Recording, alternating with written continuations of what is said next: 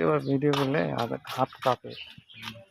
Video stand এখন তো digital বের হচ্ছে, কাঁপলেও মোবাইল কাঁপছে না, জায়গায় থাকবে। মানে ওয়েটটার উপরে নির্ভর করে ভারসাম্য ধরে রাখে। আপনি যতই এরকম ওরকম যদি করেন আর জায়গাতে থাকবে।